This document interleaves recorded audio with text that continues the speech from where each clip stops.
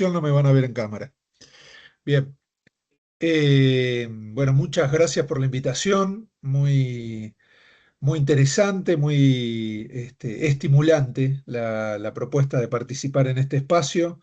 Los escuchaba a los tres hablar recién y pensaba que seguramente como en todas las organizaciones y en particular en este tipo de organizaciones que integramos nosotros, eh, la interdisciplina o la transdisciplina, según como lo quieran pensar, es una realidad que si bien ya tiene historia, cada vez va a ser más fuerte, ¿no? Por el atravesamiento que van trayendo otras tecnologías y otras prácticas de gestión a un campo que, bueno, originalmente o tradicionalmente puede haber sido predominantemente de contadores y abogados, ¿no?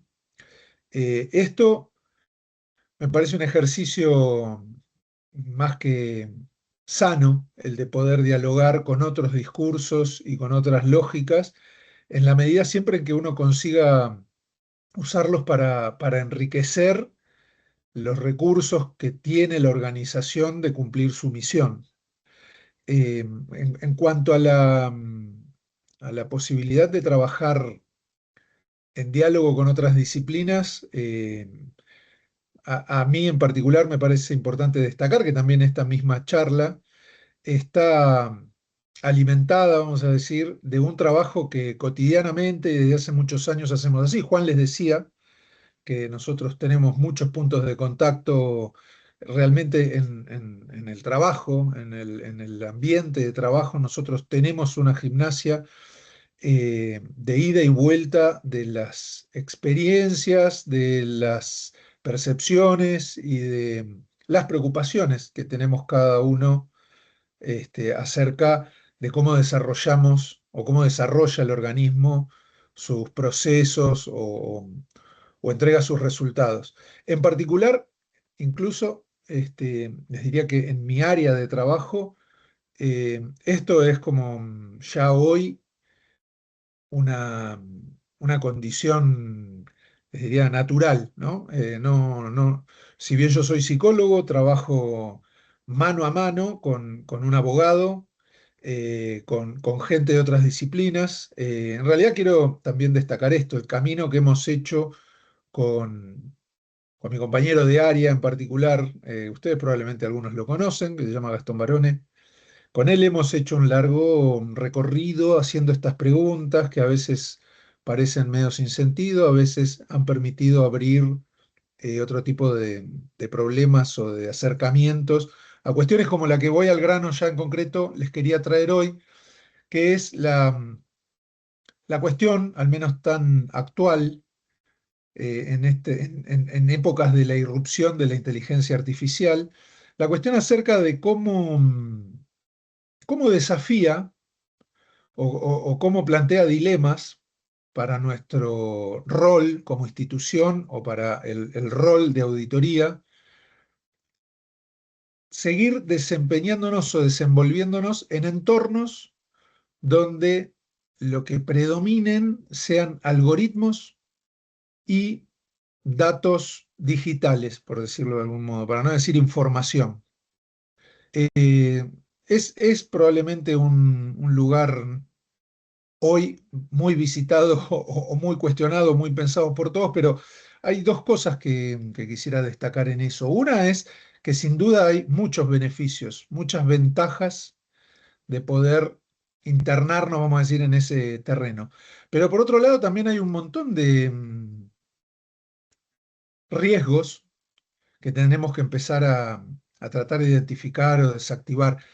Claramente no tengo ni les traigo respuestas ciertas o recetas, porque la verdad que también esta es otra cosa que quería decirles desde el comienzo, es que me gustaría que hagamos de este espacio realmente un conversatorio, que se sientan libres de intervenir en el momento que quieran y de responder a cualquiera de estas preguntas que en realidad traje para compartir con ustedes, porque son preguntas que nos hemos hecho o que circulan, ¿no?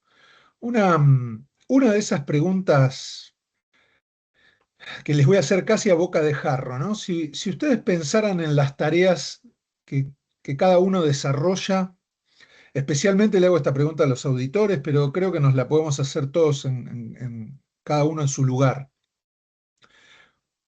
¿Cómo distinguirían de las tareas que ustedes hacen hoy cuáles son automatizables, cuáles merecerían, cuáles valdría la pena automatizar y cuáles deberían reservarse para una intervención profesional propia, humana, digamos? ¿Lo pensaron alguna vez? ¿Encontraron algún elemento que les permita? Estoy aludiendo más al criterio de esa clasificación.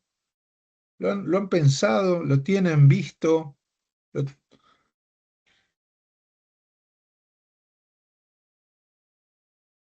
¿Cómo podrían distinguir rápidamente qué tareas tratarían de dejarle a un agente, o ni siquiera un agente, imaginemos también con inteligencia generativa o con incluso algún software? ¿Qué tareas automatizarían? ¿Qué tareas se reservarían?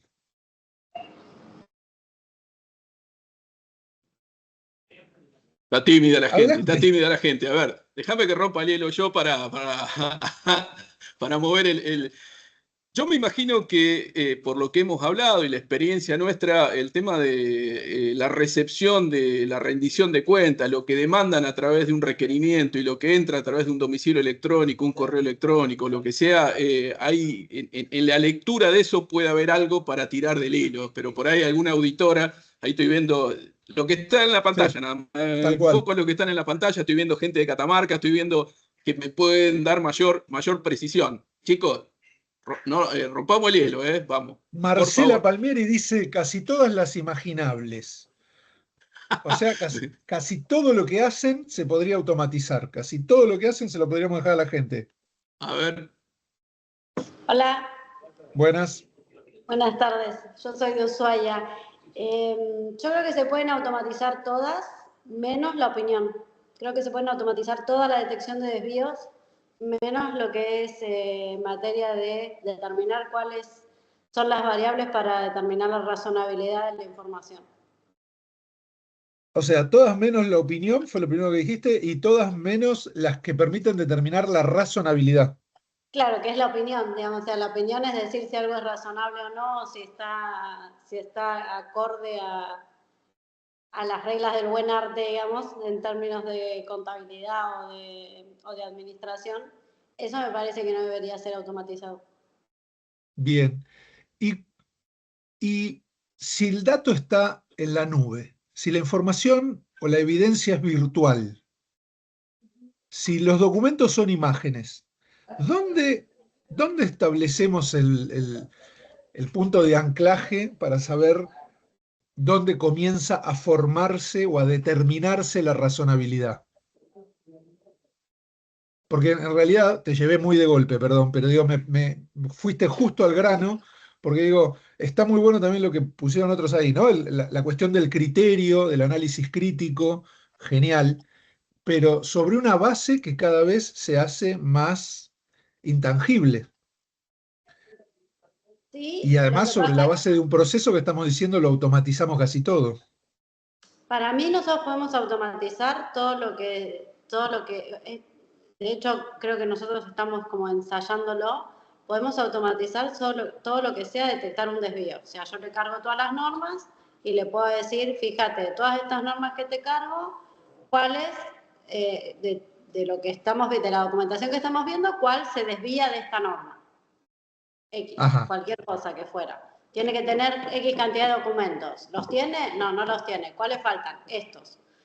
Ahora, después para saber qué tan imprescindibles son esos documentos, que estén o que no estén, o qué tan grave es ese desvío normativo, para mí eso no es automatizable. O sea, sí o sí necesita el saber de un auditor. Porque es bien, subjetivo, digamos, de alguna manera es objetivo la opinión, pero tiene algún grado de relatividad en cuanto a el tipo no sé, el tipo de trámite que sea, en el caso de la administración pública, si es una contratación, qué tipo de contratación sea, si es en salud, si es en desarrollo social, si es común, o sea, si es urgente, si no es urgente, si, o sea, esas cosas para mí no son merituables desde la inteligencia artificial, por ahora, creo. Este uso que estás contando, ¿lo han ensayado muchos más? ¿Muchos de ustedes están ensayando algún tipo de prueba con inteligencia artificial en condiciones similares a estas que nos contaba Marina?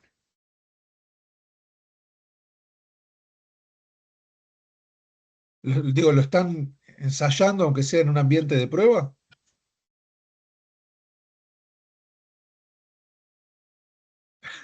No hay mucho. Hablábamos el otro día en la cursada, Fer, la IA en la sombra, ¿no? El nombre y apellido que tiene todo esto que vos estás mencionando, el IA Shadow, digamos, lo hablábamos en la cursada.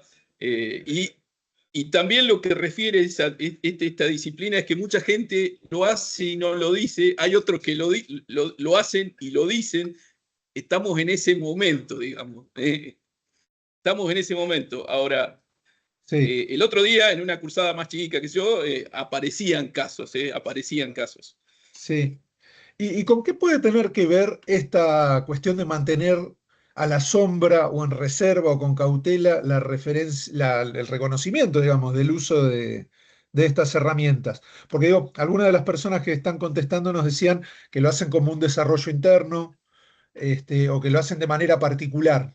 Entiendo, y me parece correcto hacerlo, digamos, en espacios de prueba, en laboratorios o en condiciones más experimentales.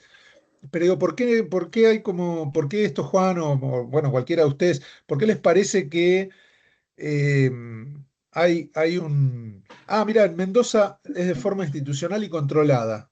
Muy, muy bien, muy interesante. Eh,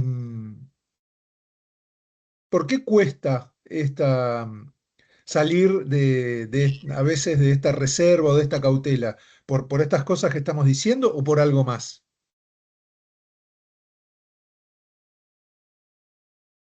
¿Qué más nos frena para entrar? Porque no está normado. Ah, gran razón, ¿no? No hay una reglamentación al respecto. No, no está contemplado en ninguna legislación y no hay casi reglamentos internos. Claro, ahí lo agregan también desde Catamarca. No, no hay regulación interna. Eh, Y tampoco hay mucha inversión. correcto, correcto. Exactamente, siguen siendo inversiones personales o particulares, Y digamos. capacitación también. No se ofrece capacitación sobre eso. Exacto, sí. Bien, Va de la mano de un conjunto de componentes. Y por ahí con la pregunta anterior, eh, tratarla de responder, yo creo que la aplicación de la inteligencia artificial a actos, soy abogado, claro, actos sí, sí, administrativos sí. automatizados, eh, estoy en contra de la aplicación de la automatización completa, digamos, por varios componentes. Primero, por esto que decíamos, la falta de reglamentación, la competencia, la motivación de los actos. Entonces ahí entra a jugar algunos aspectos a tener en consideración, y es por eso que yo sí estoy a favor de la aplicación de la inteligencia artificial, pero como un asistente, digamos, para el auditor, y no para que haga toda la tarea. Bien, bien, bien, bien. Eso está bueno y nos lleva un poco de vuelta a ese punto que yo les planteaba antes, donde establece uno o el punto de corte o el criterio de separación para decir qué es automatizable, qué no. Las respuestas que ustedes dieron estaban, me parece, buenas en ese sentido, que es todas las que tengan que ver con la toma de decisión o el momento de juicio, digamos, crítico o de valoración. Eh, de todos modos, un problema habitual que suele haber metidos en esta faena, digamos, es también distinguir en qué momento el soft o el chat o la herramienta que estén usando pasa de ser un procesador de datos, es decir, una fuente de resultados, a empezar a incluir decisiones o empezar a orientar el juicio en función del tipo de información que produce. ¿Cómo distinguir cuando lo que yo estoy decidiendo es una decisión sobre puros datos o ya implica un nivel de decisión previo?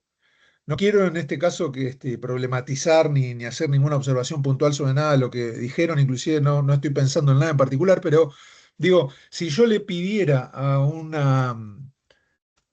chat que compare determinada información con ciertos parámetros y separe lo que no coincide con ese parámetro, esta tarea parece fácil de sistematizar, de automatizar, pero sin duda ya implica un primer nivel de juicio.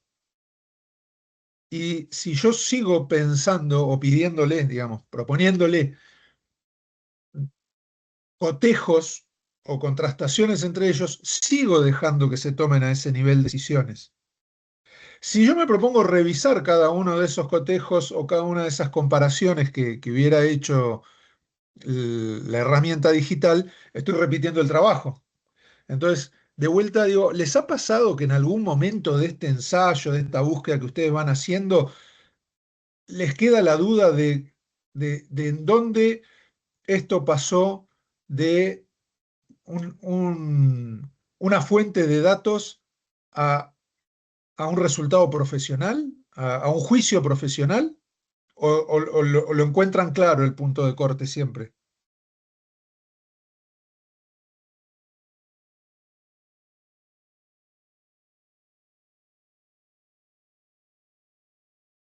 Pueden decirme, ya te lo contesté. En serio, digo, o no, nunca les pasó, pueden haber pasado, porque cuando uno mantiene ese nivel de, vamos a decir, de consulta en las cuestiones muy operativas, es más fácil distinguir eso. Ahora, realmente, la velocidad con la que uno puede internarse en el uso de estas herramientas, a veces nos deja antes de lo que esperamos frente al desafío de saber si estoy tomando la decisión yo o ya delegué parte de las decisiones.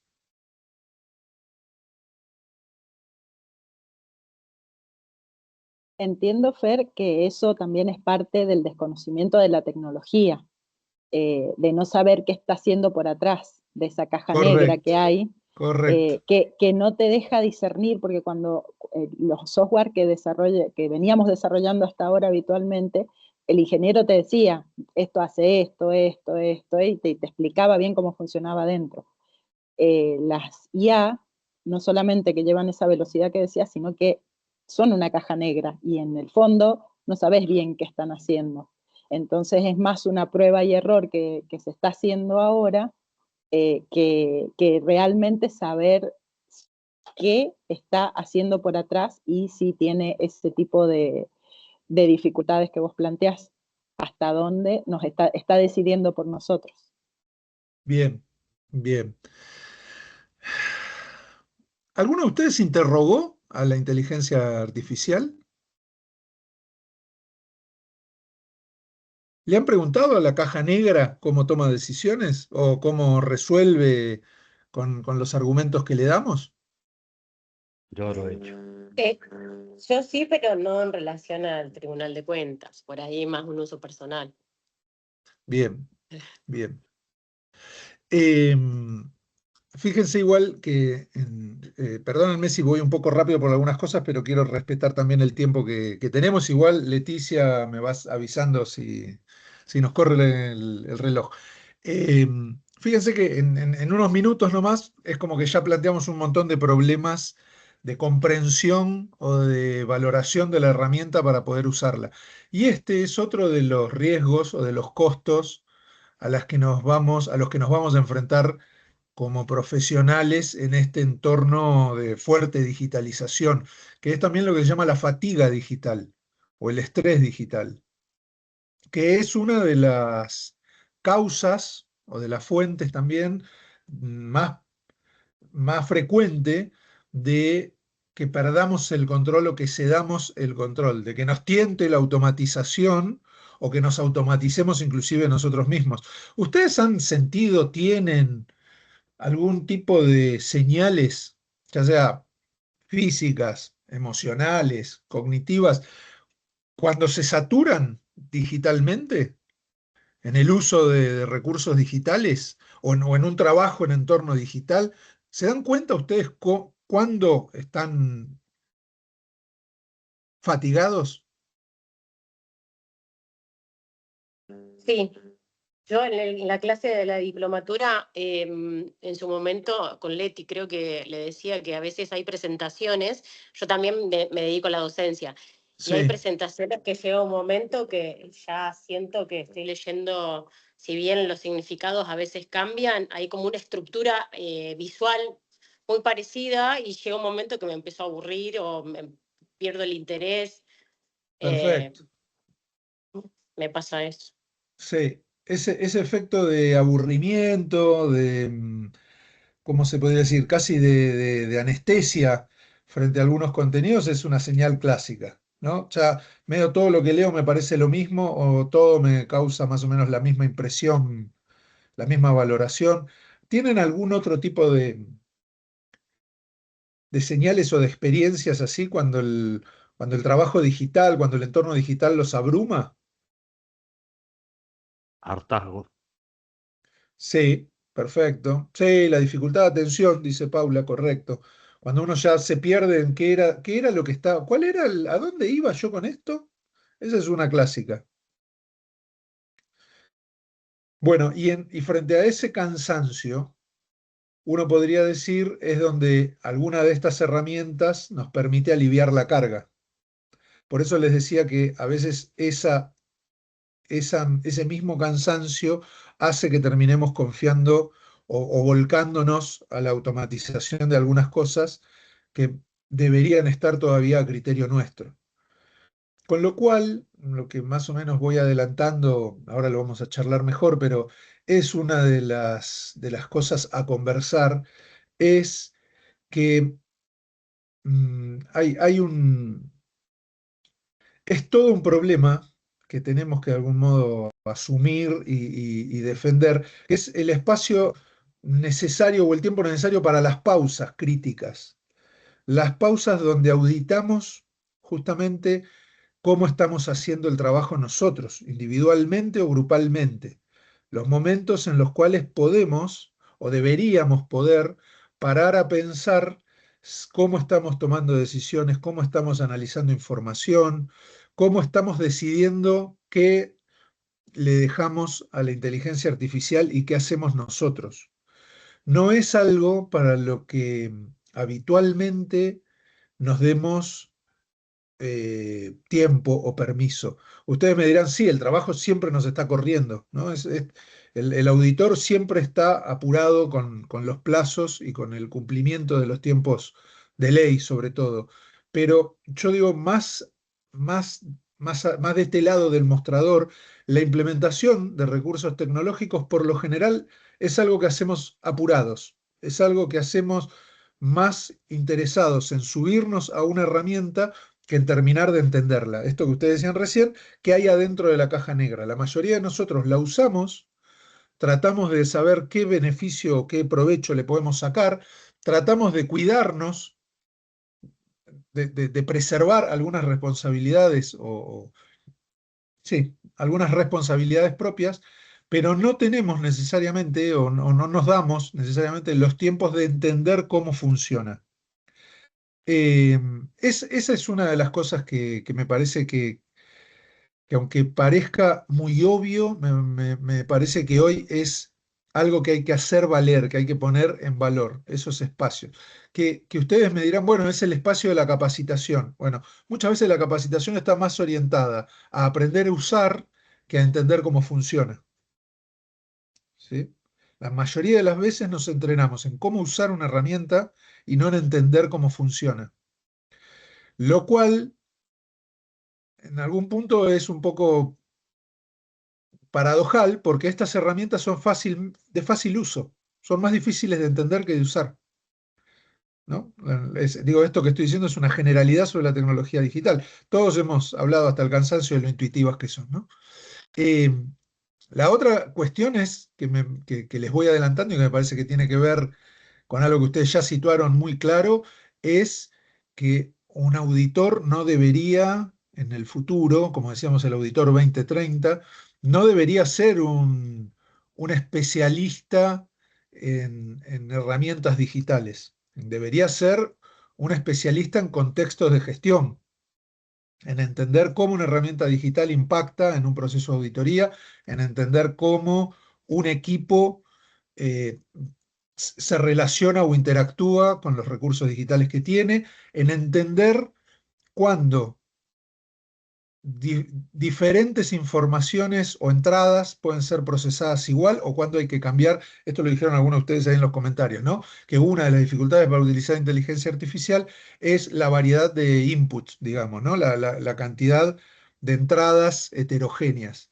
Bueno, poder trabajar ese contexto en el cual después uno instala y usa una herramienta debería ser el verdadero expertise, me parece. El verdadero no, el expertise que más valor nos va a dar hacia adelante. Porque otra pregunta que a veces como ejercicio un poco provocador nos hacemos nosotros es, esto es un poco, insisto, es como un disparador.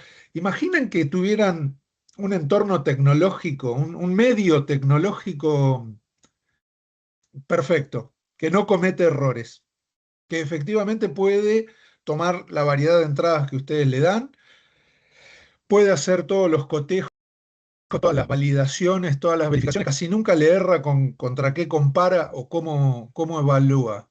Y entrega el reporte, entrega el informe. ¿Cuál es el valor que podemos dar entonces nosotros como auditores o como profesionales? Vuelvo a lo mismo. ¿Cuál es el valor? Si efectivamente el trabajo que yo, el 99, 95% de trabajo que hago diariamente, hubiera una herramienta digital que la resuelve de un modo satisfactorio, ¿me quedé afuera del juego o tengo un valor distinto todavía para aportar? Yo creo que no, que el auditor no se queda fuera de juego porque siempre existe la responsabilidad. Por ahora la responsabilidad profesional es indelegable, o sea, quien pone la firma es quien está asumiendo la responsabilidad, lo haya hecho quien lo haya hecho. Les pongo un ejemplo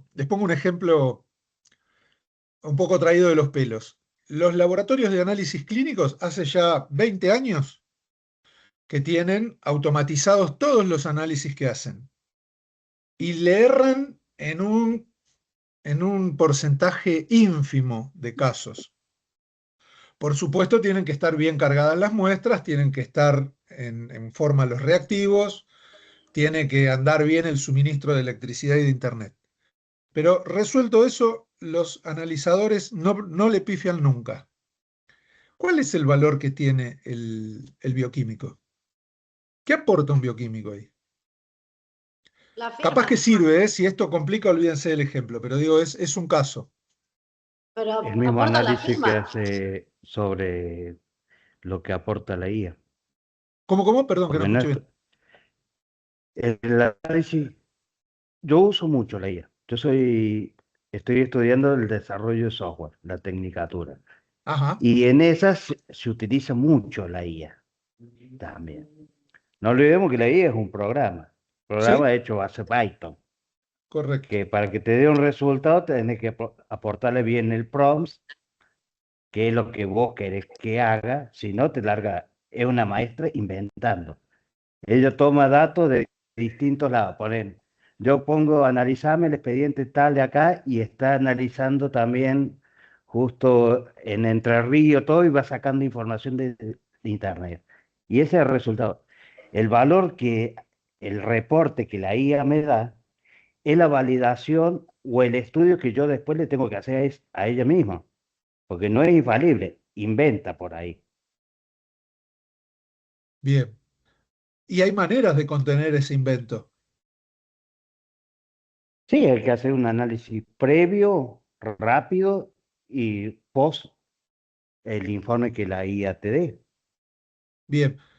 Bien, esto que estás diciendo, Néstor, si no corregime, es un poco parecido a lo que alguien comentaba recién en el chat. Esperen que como va subiendo me lo perdí. Lo que decía Mauro también, digamos, el valor que aporta un profesional ahí es verificar que haya coherencia interna, ¿no? ¿Sería eso? Digo, ¿y no es repetir el trabajo? Exactamente. Y sí, el trabajo se hace 2 veces. Un trabajo analizado 2 veces es más eficiente siempre, porque controlar. Yo una vez puse, y es una anécdota, subo un informe, un expediente, le digo, leía, hacémelo. No tenía ganas de hacerlo ese día. Me inventó hasta los proveedores. Ajá, Después bien, como ya lo había leído, digo, estos no son. Y ahí ella automáticamente lo corrige y lo pone como debe ser. bien, bien. Entonces, pero digo ahí, validar. Fernando, Sí, adelante. Fernando también, ahí estamos hablando de un sistema que va a detectar valores y anormalidades tal vez en esos valores, y el sistema no va a seguir solo automáticamente, más allá de esta cuestión que era importante como la firma, la responsabilidad. En el caso de un análisis también sigue estando la firma del responsable técnico, pero puede haber una normalidad y esa normalidad no se va a solucionar automáticamente. Entonces ahí nuevamente el auditor o quien sea el responsable va a tener que tomar una decisión, me parece a mí también. Bien, bien. Ahí son como dos tipos de decisiones, ¿no? Las decisiones finales, que uno podría decir cuál es mi juicio sobre este estudio que estoy haciendo, o las decisiones parciales a lo largo del proceso, donde yo confirmo que el curso de análisis que lleva esta herramienta es el adecuado. Los controles previos, digamos. Los controles de consistencia, que yo no sé realmente si necesariamente tiene que ser repetir el trabajo.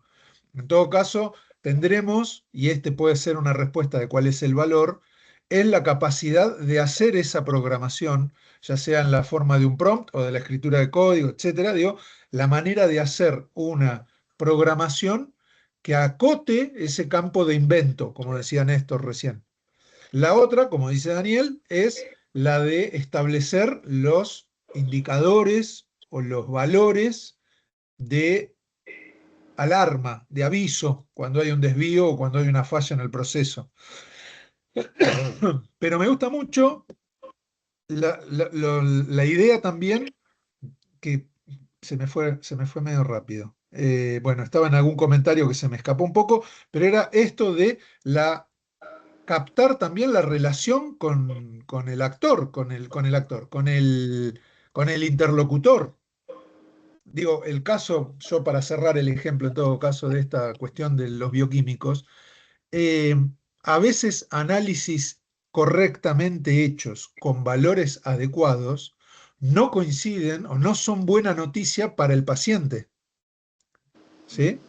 Los datos que podrían ser una gran noticia para un hombre de 40 años, si la muestra corresponde a un niño no, a un niño no, pero digamos, a un joven, podrían no tener la misma interpretación. Ustedes me dirán, bueno, estaba mal seteado el analizador, pero pudo haber algún error en la carga de la información. No, a veces dentro de la muestra, a veces dentro del parámetro, puede estar habiendo alguna otra causa para esos resultados, o esos resultados podrían ser la indicación de algún otro proceso en la persona que amerita un contacto con el médico tratante, que amerita una charla con el paciente o que amerita, sí, recalibrar el equipo para tratar de hacer otro tipo de detecciones o proponer otras pruebas.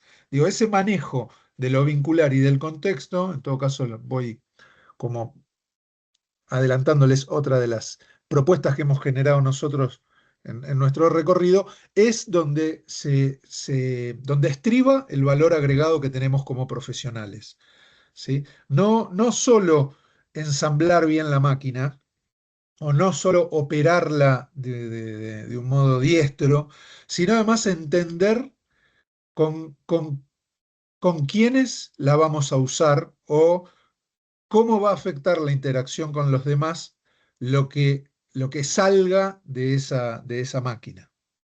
Eh, bueno, me parece que va por ese lado también lo que dice Franco de la humanización del juicio final en una rendición de cuentas, ¿no?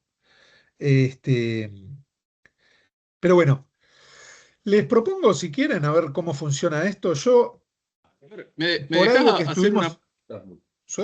Por favor, me dejás hacer un aporte, Fer, que esto también por yo favor. lo he tratado en clase y me gustaría, no para que se profundice, sino en esto del valor, ¿no? La identificación del valor. Eh, yo lo que percibo respecto a este tipo de herramientas y la adopción, ¿no? Ya trascendiendo lo que es la incursión que uno puede hacer de manera individual, sino ya instalado institucionalmente, es el acceso al destierro del muestreo, digamos, que es una técnica. Acá me estoy metiendo por ahí en un tema que, como no auditor, eh, uno cuando no tenía este tipo, no tenía la disponibilidad y el acceso a este tipo de herramientas, el muestreo era una forma, ¿no? de sacar algún tipo de conclusión en función a los del tiempo y la disponibilidad de los datos accesibles. Cuando esos datos ya se cuentan en un formato digitalizado y hay una herramienta tan potente para su procesamiento, digamos, ya el muestreo es anacrónico. Entonces, si yo tuviera que identificar a futuro, institucionalizado, ¿no? Gobernado, creo que la disponibilidad del acceso a todos es algo para tener en cuenta a futuro. Sí, Es una de las cuestiones, y ni hablar a partir de eso existente, lo que puede significar la recurrencia en los actos que se detectan, ¿no? Las observaciones que se detectan.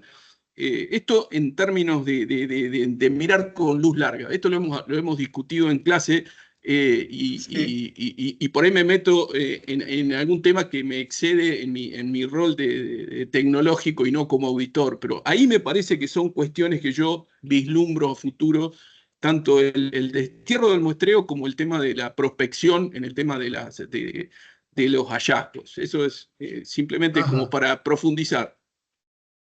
bien, bien.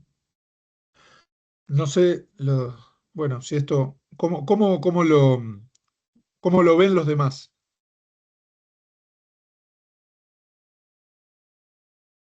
Fuera de Era lugar, eso fuera de entiendo, lugar.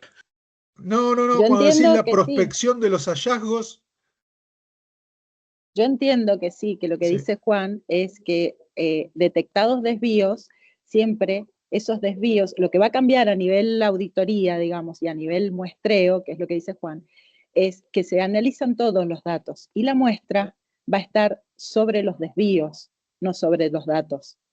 Si esos desvíos son muchos, se hará una muestra chiquita para verla y si son poquitos, se ven todos. Entonces viste todos los datos y todos los casos. Pero no deja de ser una detección de desvíos. Y en eso lo que queda después es el criterio profesional, ese algo que uno tiene de experiencia, conocimientos adquiridos con el tiempo, conocimientos compartidos con otros profesionales, experiencias, que se internalizan de cierta manera y es muy difícil expresarlas en un programa o de manera en palabras, pero que sí está cuando uno analiza los datos. ¿Por qué en una muestra elegiste cierto caso y el otro no? Y seguramente el que elegiste es el que tiene el problema y el otro no. Y eso no es suerte, es criterio. El que le llaman el instinto del auditor no es un instinto, es criterio construido con el tiempo en base a todas esas experiencias y conocimientos compartidos. Y eso es lo que hace diferente a una persona el resultado que puede hacer una persona del resultado de una máquina. Y por eso también está la responsabilidad que decía Marina, que tiene que poner el profesional, porque es parte de su ser. ese criterio, que no es instinto, que se formó con el tiempo, ¿dónde se formó? En la cancha. En la cancha. Y si esa En cancha la experiencia. en el año 2030 va a ser 15 años, que esa cancha es cada vez más digital. Ni Sí, hablar en el 2040. Es decir, que totalmente. vamos a hablar de auditores que quizá nunca pisaron el pasto. Claro. ¿Cómo formamos ese criterio? Si no fueron ellos a recibir expedientes papel, a pelear con imprimir, con escanear, si no estuvieron ahí sentados mirando biblioratos para distinguir si este sello estará bien, estará mal. Si no se No, formaron me así, parece si que no ahí está formaron ese criterio en el mano a mano, sí, Juan. claro, me parece que ahí está el kit de la Ah, cuestión, no, ¿no? perdón, era. Bien. Hay dos cosas distintas. Primero, el, esto que comparto totalmente con Leticia, de una generación por ahí no digital, al paso a la digitalización y de poder que la inteligencia artificial pueda plasmar, o bueno, el auditor pueda plasmar a través del prompt o lo que sea, esta experiencia, o esta, digamos, crítica razonable, la sana crítica racional, por un lado, y después la otra también, de los nacidos completamente en la digitalización, que por ahí falta esto parece que ahí es importante poder hacer, digamos, una mezcla, por así decirlo, en los equipos, el trabajo en equipo es fundamental, y bueno, para eso es importante lo que venimos acá, la capacitación, porque es fundamental utilizar esta herramienta para mejorar, digamos, día a día. Entonces, parece que comparto con Leticia, ahí está el quid de la cuestión, digamos, cómo usarla en beneficio para los tribunales en este caso. Bien. Puedo. También la creación de nuevos criterios. Hay que pensar que la evolución también tiene que ver con esto, ¿no? Aunque se van creando y apareciendo nuevos criterios, de acuerdo a los diferentes enfoques y contextos que se vayan dando, de acá al 2030, al 2040, teniendo en cuenta cómo también avanza la tecnología y bueno, el trabajo en campo, como recién leía, que no sé quién puso, obviamente. Pero Perfecto. Bueno, eso que están diciendo es otro de los ejes o de los pilares que un poco nosotros, yo quería compartir con ustedes hoy, que nosotros hemos ido situando, que es la necesidad de empezar a hacer la hoja de ruta, la necesidad de empezar a trazar caminos para no solo definir cómo vamos a desarrollar nuestras versiones de estas herramientas o los usos, los puntos de impacto que queremos que estas herramientas tengan, sino empezar a trazar caminos de cómo vamos a formar a los usuarios de eso, de cómo inclusive nos vamos a formar nosotros mismos también, ¿no? Pero alguien recién, miren, a ver si lo encuentro porque me pareció también muy buen reflejo de esto. Desde Catamarca decían, la IA permite determinar desvío, facilitar análisis para la evaluación final, la aplicación del conocimiento y criterio es propio de la persona. Y es ahí donde la IA o un programa no puede responder. Eso hoy. Hoy. No sé mañana o dentro de 15 años. Bueno, Claro, eso es lo que tenemos hoy. que ir tratando. Sí, adelante. Sí, a eso me refiero, que hoy, no sé, dentro de 15 años, tal vez Tal cual. estamos entrenado una IA que nos facilite todo, hasta la hayamos formado con nuestro criterio, o sea, es muy difícil proyectarnos. Pero Además la entiendo que hemos los formado avances con nuestro criterio. ¿Quién sabe los que vendrán cómo la formarán? Exacto. Bueno, estamos casi en una hora, Leticia. Vos, si tenés que hacer sonar la alarma, avísame. Les propongo solo como para tratar de no dormirlos, un juego muy rápido, muy rápido, muy rápido. Es un simulacro en realidad. Para tratar de pensar un poco alguna de esas cosas que ustedes dijeron recién o para tratar de poner en acción algunas de las ideas que quiero terminar de conversar con ustedes. El simulacro es este. Hace 2 o 3 meses que en su Tribunal de Cuentas, en su entidad de fiscalización, el área de sistemas está trabajando en implementar un programa que se llama Auditor AI 1.0. Es efectivamente un agente de inteligencia artificial que va a procesar el 100% de la presentación documental. El 100% de la documentación documental se carga y se procesa dentro de ese agente. La función principal que le han dado a este agente es confirmar si la evidencia cumple con criterios de integridad y hacer un análisis que permita detectar al menos hallazgos iniciales. Hasta acá es todo lo que ustedes saben, o vienen sabiendo, o les vienen contando de lo que se está armando con esta herramienta. Pero hoy, cuando llegaron al trabajo, se encuentran con que está cargado el estudio de cuentas que ustedes estaban haciendo, que en realidad ya se implementó. Les dicen que no se preocupen porque es súper intuitivo. No se preocupen, es súper intuitivo. Ya lo van a usar. Es más, deberían empezar a trabajar ahora con esto que les vamos a dejar. Y entonces, ni bien ustedes entran al sistema, van a encontrar en ese estudio de cuentas documentos como los que yo les voy a mostrar ahora, que obviamente también son simulaciones, porque esto no deja de ser un simulacro, pero yo les pido que si se prestan al simulacro, les voy a volver a copiar, y ahora sí lo vamos a usar bien, les voy a copiar un enlace para que entren a Menti, y si no, les voy a compartir acá un QR para ver si lo pueden leer desde el QR. Díganme, por favor, avísenme, porque como estoy compartiendo ahora, díganme si pueden escanear bien o si pueden entrar por el link.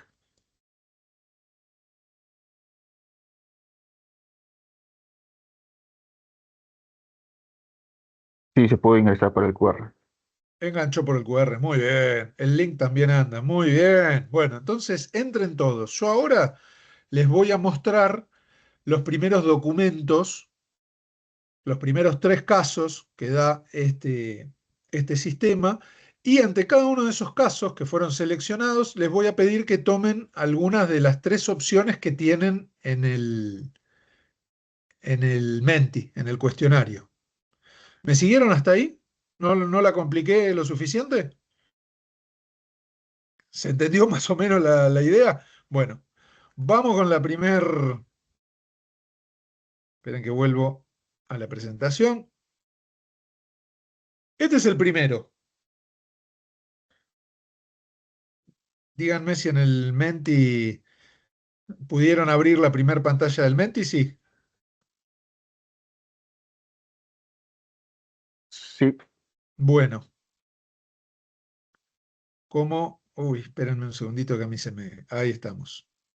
Bien, la imagen no es muy legible, pero en principio fue aceptado. A ustedes eso pueden elegir qué les genera, ¿no? Si piden soporte técnico, si es un problema gráfico, no me importa, adelante, vamos. O no, si yo no puedo leerlo, no acepto que el sistema lo haya leído. Afuera. Pueden ir votando, eligiendo su opción.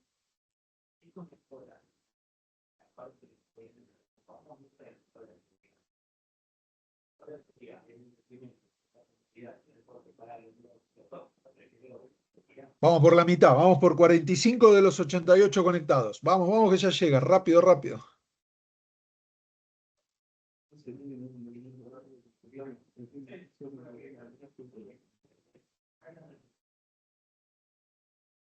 Ya son 61. Si va a votar alguien más es ahora, porque paso al próximo ejemplo.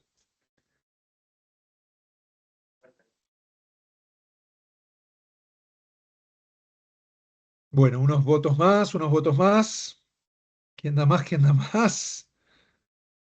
Bueno, no estamos sumando mucho más. Estamos en 69 hace unos segundos, así que si no va a haber ningún voto más, paso al próximo. Este es el siguiente.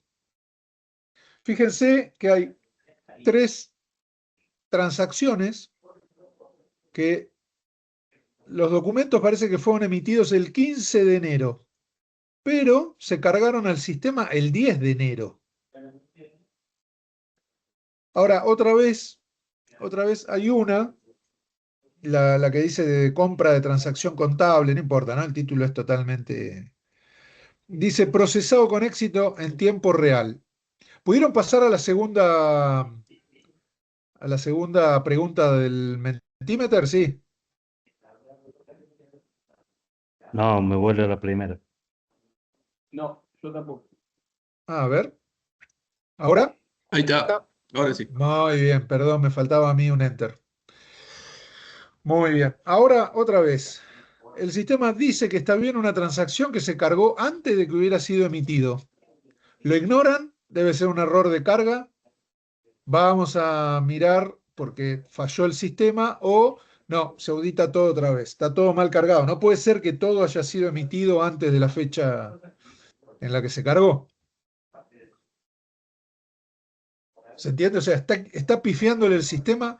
¿Están mal los documentos originales? O bueno, no pasa nada.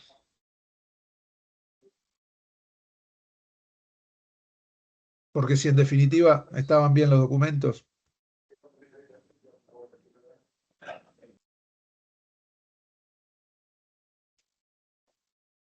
Muy bien. Me parece maravilloso que se estén animando a participar con tan poca consigna y me parece genial.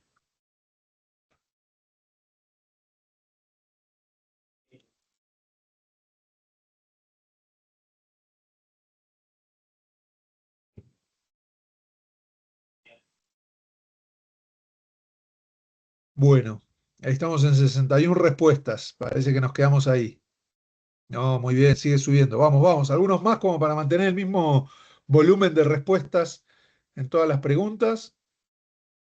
Después vamos a sacar una estadística, Fer, si la gente más tímida es del norte, del sur, del este o del oeste, porque hay mucha Y timidez dando vueltas. después lo podemos mirar. Después lo vamos a mirar. Sí. Más, después vamos a saber qué votó cada uno. No, mentira, mentira. La típica preocupación, pero no es el caso. Ya todos saben que eso es mentira, nadie se asusta más con eso. Bien, y paso al tercer ejemplo. En este caso, ahora les... Ah, esperen, porque todavía están votando un poco, no quiero... Esperen un segundo que dejo los últimos, ahí llegaron a 65, no, 64. Bueno, paso a la siguiente. Acá hay una factura. Lo están viendo, ¿no? ¿Se ve bien la imagen? No es que sea una maravilla, una obra de arte, pero digo, acá hay una factura. Ah, podría haberles puesto la pantalla completa. Hay una factura, capaz que ahí lo ven más grande, que el sistema dice que está validado para auditoría. Sin embargo, no tiene firma digital. O no tiene certificado de firma digital. ¿Sí? Entonces, las opciones de pregunta del Mentimeter es, lo validan, porque si el sistema lo tomó, debe ser válido. Lo rechazan, si no hay firma, si no hay certificado de firma, no se puede aceptar. O tráiganme el registro para acá. Quiero verlo. Que alguien revuelva en donde sea que estaba este papel y me lo traigan.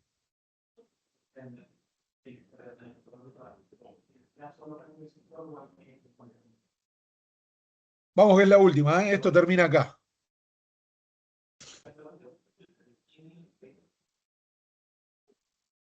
Bien, siguen lloviendo respuestas.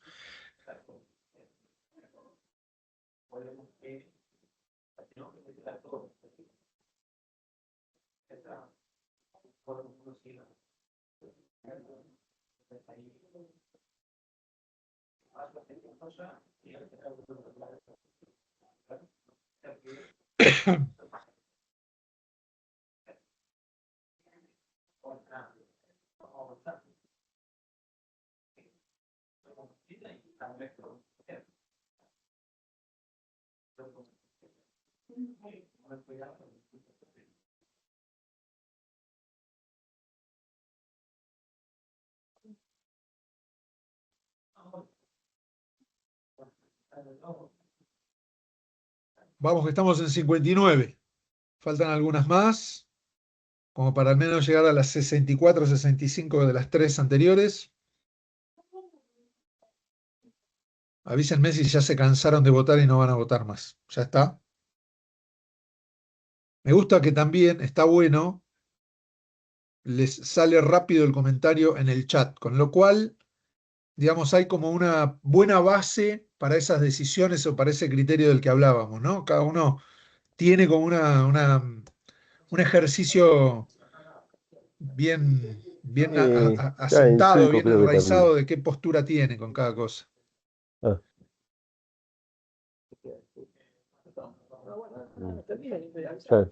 Ya termino y te escribo. Bueno, muy bien. Creo que hay No algunos quiero... micrófonos activados aparte del Fer, si quieren apagarlos.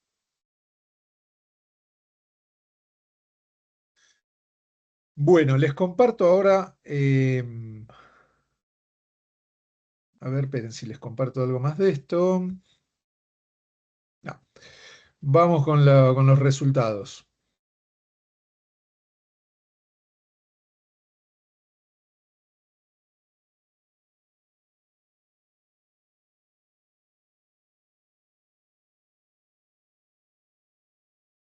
Bien, a ver si lo pudiera hacer más grande. No, no puedo hacer pestaña. Ah, podría hacer pantalla completa con esto, ¿no? Para que lo vean más grande. Eh, Se ve Igual igual los ahí. que estamos en el celu podemos agrandarlo. bueno. A la primera, fíjense que claramente todo el mundo dice, si no se lee, no es válido. Si no se lee, no es válido. Si yo no puedo leerlo, no me importa que el sistema lo leyó. Si está borroso. Ahora, después son bastante parejas las opiniones le pregunto a soporte técnico, ¿qué pasó con esto? ¿Lo escanearon mal? ¿No tienen, me estará a mí mostrando mal? ¿Por qué no tengo definición? Y otros lo dan por hecho que es un problema de representación visual y se acabó. Si el sistema lo procesó, adentro. Es el que más respuestas tuvo, 73 respuestas. El otro, que era el de los documentos que estaban con fechas inconsistentes, en ese está un poco más repartido entre, vamos a ver si no se equivocó el sistema, si el sistema no tiene las fechas cambiadas, si no está mal el calendario del sistema, o, como yo les decía un poco en broma, tráiganme el papel, ¿no? Quiero ver no, tráiganme el papel, no, perdón, ese era el del otro. Esto de hay que verlo, no puede ser que tengan fechas distintas. Solamente alguien dijo es un error de carga. Todos los demás estaban en que hay que revisar. La cuestión es, se revisa el sistema, se revisa la documentación. Y en el tercer caso, no está tan... Si bien hay una tendencia clara acerca de que si el sistema lo tomó es válido, no, perdón, me equivoqué yo con los colores por tener la pantalla. Eh, hay una tendencia a favor de pedir la documentación para revisarla. Miren ustedes, todos quieren volver a ver esa factura. Todos no digo, la primer mayoría. Y después hay un otro grupo que es importante como proporción también, que dice directamente lo rechazo. O sea, efectivamente esto es un hallazgo negativo, digamos, en la auditoría. Si no tiene la firma, no puede ser válido. Bueno, ¿algún comentario, alguna crítica, cualquier devolución que quieran hacer sobre esto inicialmente? Esta última, Fer, en un par de años va a cambiar. El tema de la firma digital, yo percibo que va a haber por lo que implica el tema del no repudio, el no desconocimiento de lo que es un documento firmado digitalmente, me parece, no sé, es una opinión. Sí. Yo sí, coincido, digamos, un poco en esa suposición. Creo que también tiene que ver justamente con las condiciones propias del simulacro, ¿no? Eh, no sé si para ustedes es por eso. Puede ser que algunas de estas respuestas estaban más directamente condicionadas por el simulacro, por las condiciones que le dimos o por las opiniones personales que ustedes aplicarían en general.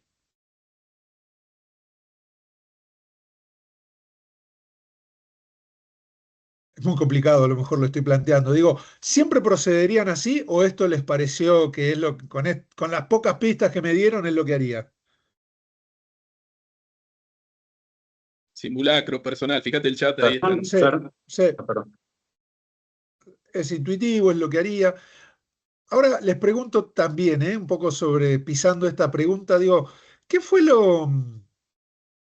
¿Qué les parece a ustedes? ¿Qué es lo que no soltaron en este simulacro? ¿Qué es lo que no cedieron o lo que no cambia, ya sea un simulacro o un juego o un ensayo? La validación humana. La validación humana. En casi todos los casos fue quiero ver la evidencia, ¿no? La gran mayoría al objetar algo de estos documentos, casi todos quieren ver la evidencia material. Que sería también, y esto si lo pensamos con realismo, qué difícil sería definir qué es evidencia material, ¿no? Imagínense que son todos documentos digitales por ahí. ¿Qué quieren ver? ¿Un PDF con firma digital? ¿En qué consistiría? ¿Qué, los que optaron por decir, hablo con el servicio técnico, hablo con la mesa de ayuda, o puede ser un error de la carga o del sistema, ¿qué los animó a elegir esa opción? ¿Por qué tomaron eso? Pero depende también porque había una que era con respecto a la normativa. Por ejemplo, si se exige legalmente que tenga que estar firmada o la firma, si no tiene la firma, y bueno, no hay mucho Claro. para... Pero no sabíamos si esa factura tiene que tener una firma.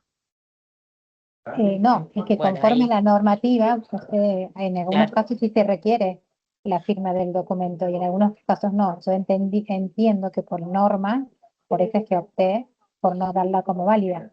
Claro. Más, supongamos que están todas no firmadas, imagínate que es traer toda la documentación, requerir toda la documentación y es una carga más de trabajo. Depende, o sea, depende de cada norma. A mí en muchas Bien. decisiones me determinó la Fernando, normativa y no la perdón. tecnología. ¿Alguien iba a decir algo? Fernando, también tengamos en cuenta que estamos participando, lo hacemos la diplomatura, diferentes órganos de control con diferentes magnitudes. Hay órganos que tienen 1000 empleados y tal vez algunos municipales como el nuestro que tenemos 5, 6, 10.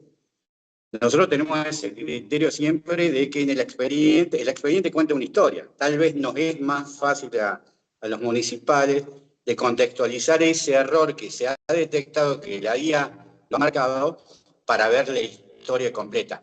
Tal vez, muchas veces, la magnitud del órgano puede generar que sea más complicado o menos complicado, pero desde la experiencia es lo que nos pasa. Entonces, frente a un error de estas características, vemos si fue un error, si falta algo, y vemos la historia completa porque tal vez esa firma que era necesaria está en otro lugar.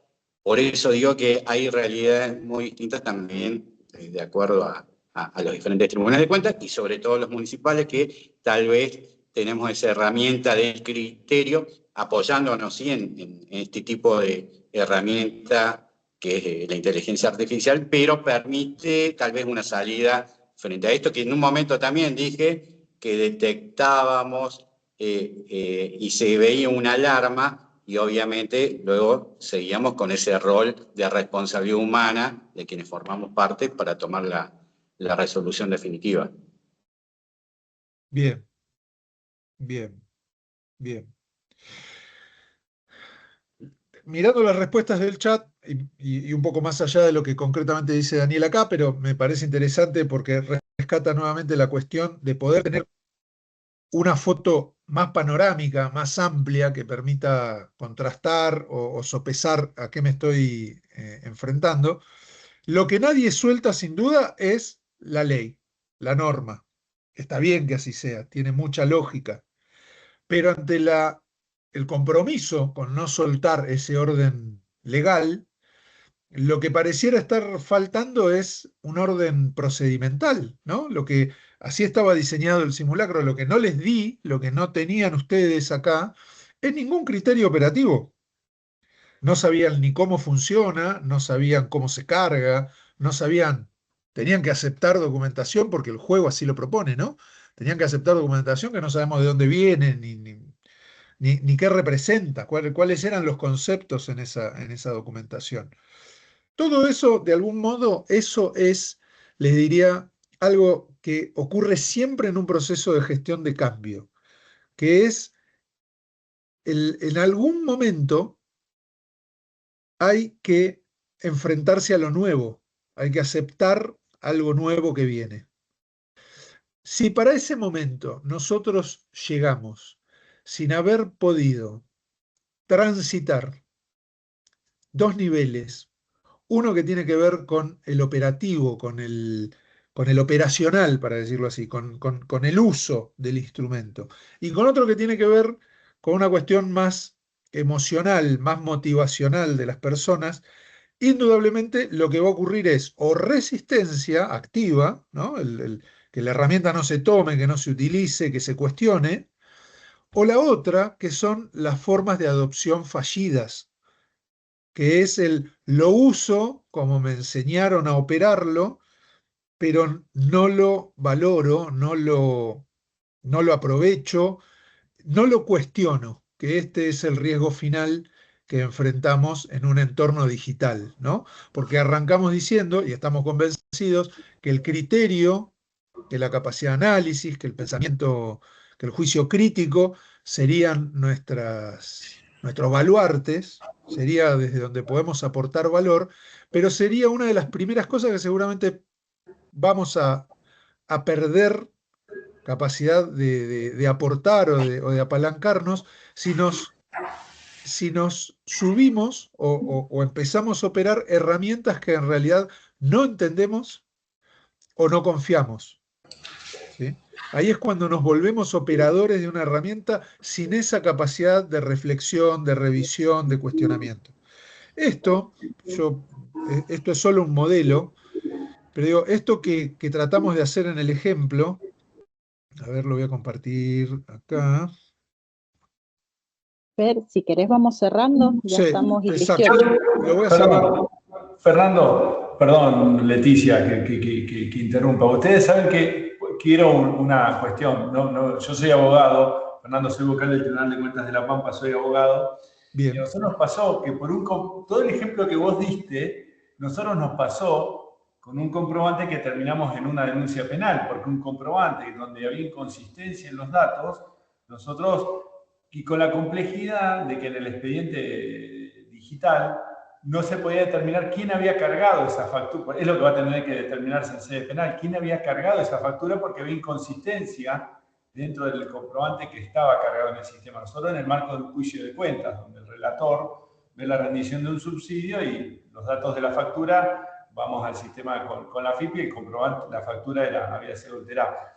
Es decir, no lo quiero complejizar porque, bueno, viste que hablamos, no sé, Está bien también, pero viene el caso. Situación se nos planteó. Y también mi reflexión es que nosotros no empezamos a decir, che, está bien cargado, pudo haber sido un error del sistema. Automáticamente nosotros, nuestra respuesta institucional, que no digo que haya sido correcto o no, al menos me invita a la reflexión, toda la exposición tuya, fue derivar en una denuncia penal a los efectos de poder determinar quién había adulterado que esa factura había adulterado y quién había sido, porque una cosa es la entidad que había recibido el subsidio lo rinde, el ministerio lo rinde al tribunal, lo rinde ante el organismo que le otorgó el subsidio, y quien lo rinde al tribunal es el ministerio, y la persona que rindió el subsidio nos dice, yo rendí esta factura, y no era la que estaba en el expediente.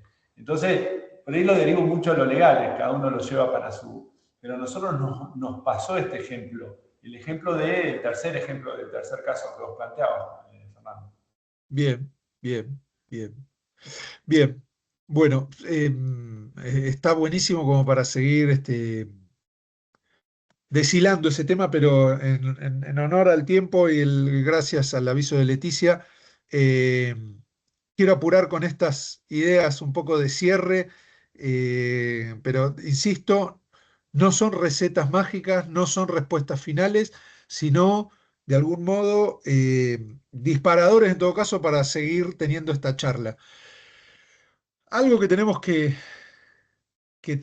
pensar, algo que tenemos que ir trazando, yo les decía, como hoja de ruta, como mapa, como mapeo, es cómo vamos a transicionar en el sentido más subjetivo, en el plano más subjetivo, desde las herramientas que tenemos a las que estamos tratando de adoptar.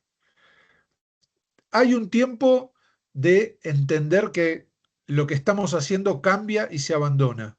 Eso es lo que está a la izquierda de este gráfico, ¿no? Lo que vamos a dejar ir. En esos momentos, necesariamente la gente siempre tiene incertidumbre, enojo, preocupación por a qué se expone, a qué se arriesga.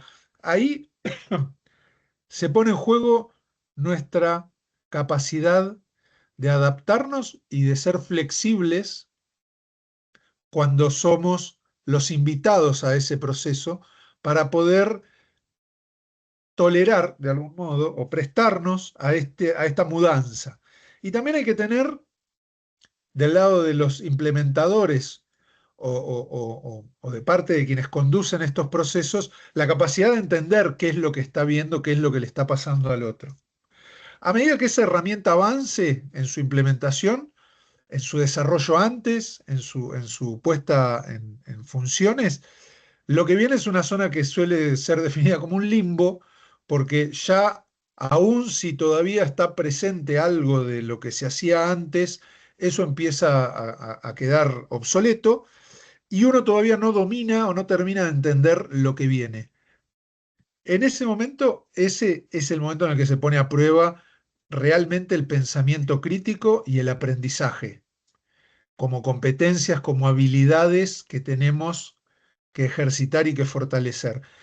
Porque son los momentos también cuando realmente estamos recién dejando un puerto y entrando en otro, es el momento en el que más errores y más confusión puede haber.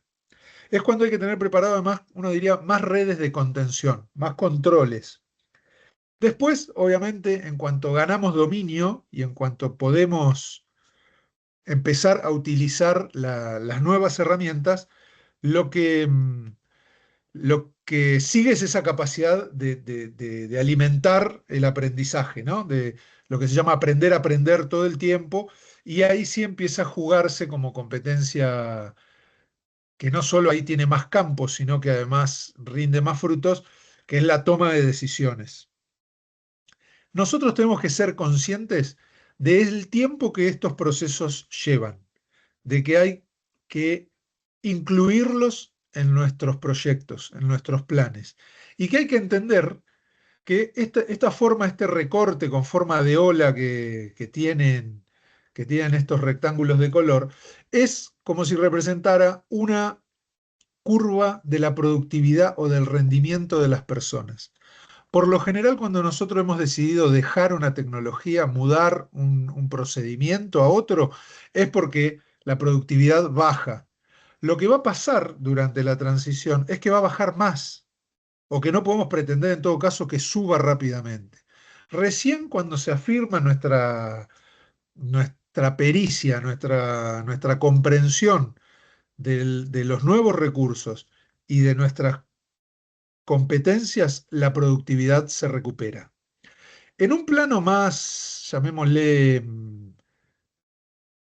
grupal o en el ejercicio del liderazgo, desde la perspectiva del liderazgo, esa transición también implica más o menos 4 palancas, 4 puntos de apoyo, que también tenemos que ser conscientes de cómo las vamos a ejercitar, a poner en práctica en los procesos de cambio, insisto, para liderar a otros o para poder liderarnos a nosotros mismos, porque esta es una realidad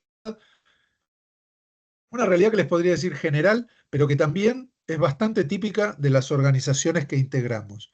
¿Y qué tiene que ver con esto que estábamos charlando recién a raíz del simulacro?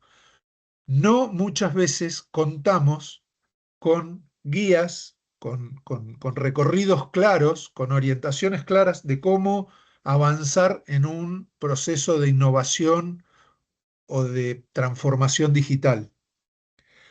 Es importante prestarse al ejercicio, digo, a la práctica, a modelar la conducta, lo más parecido a un entrenar sería, ¿no?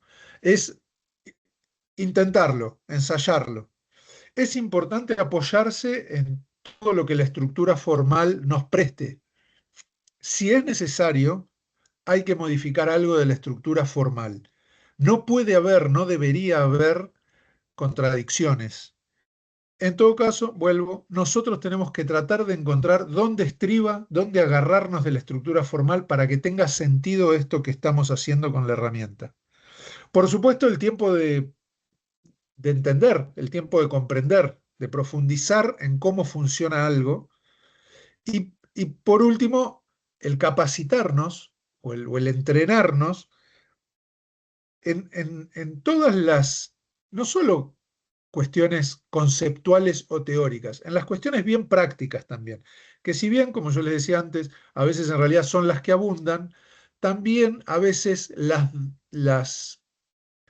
¿cómo podría decir? Subestimamos la complejidad que pueden tener o la necesidad de acumular horas en esas prácticas. No sé, no quiero tampoco perderme en ejemplos autorreferenciales, pero no necesariamente en nuestro organismo, pero sí a nivel de la administración pública provincial, más de una vez hemos utilizado, se han implementado diferentes herramientas digitales donde la capacitación, si bien estaba principalmente dirigida a la operación de esos sistemas, la carga en horas era extremadamente baja para cosas, para interfaces, para tableros, para, para teclados, vamos a decir inclusive, que a veces tenían mucha complejidad, complejidad visual, complejidad de retener todas las opciones, que además podía tener diferentes presentaciones según los sistemas operativos o los dispositivos con los que uno funcionaba. Bueno, es muy importante tener en cuenta eso. Yo no quiero tampoco, bueno, lamentablemente sí voy a tener que pasar un poco rápido sobre esta cuestión, pero digo, pensar en una transición a nivel de las personas, de lo subjetivo, y pensar en cómo conducir a los grupos, a los equipos, es es un momento, ¿cómo les podría decir? Es es un cometido, me surge ahora esta palabra, es es una iniciativa que implica lo que en realidad veníamos tratando de adelantar antes y que ahora, digamos, se los dejo como para pensar y discutir, que es que ese auditor que va a tener que poder hacer su aporte de valor diferencial como profesional en un entorno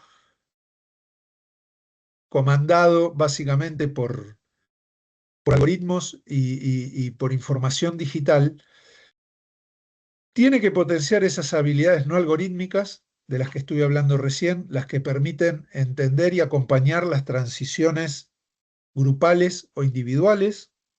Tiene que ser alguien que sea más experto en el contexto que en las operaciones o las tareas, y tiene que ser un gran tomador de decisiones. Tiene que dedicarse a la arquitectura de decisiones, como suele llamarse, que es el modelar cuáles son los procesos de valoración y de juicio para poder resolver decisiones, ¿sí? Es decir, con todo ese volumen de información que que pueden proveer las herramientas digitales por su capacidad de análisis y de síntesis, ¿qué decisiones voy a tomar? ¿Sí? Digo, una cosa es la cantidad de información que van a producir, la otra es para qué la voy a usar o cuándo la voy a usar. Yo, discúlpenme si en este final me apuro un poco, pero yo pienso siempre en esto. Estamos preparando lo que les decía al comienzo, ¿no? Estamos preparando a los equipos, estamos preparando al auditor del 2030 para ser un operario experto de sistemas, o tendría que ser un un diseñador experto de criterios para operar sistemas o para tomar decisiones, ¿no? ¿En qué tendría que fortalecerse o que formarse el auditor del futuro? ¿Cómo se utilizan las herramientas o en realidad cómo se diseñan las herramientas? Para tratar de decirlo más claro. Eh, cuando nos capacitamos, nos vamos a capacitar en el conocimiento técnico, en el conocimiento vamos a decir, tecnológico, o nos vamos a capacitar en cómo desafiar o cómo cuestionar la información que estos sistemas producen? Puede sonar un poco teórico, pero este simulacro que hicimos hoy, estos casos que ustedes han contado, tienen que ver con eso, con ensayar en espacios de duda crítica o de juicio crítico, qué hacemos con esa capacidad de procesamiento, con esa capacidad de síntesis. No sé si hasta acá algo de lo que digo les va haciendo sentido o les parece demasiado pretencioso, digamos.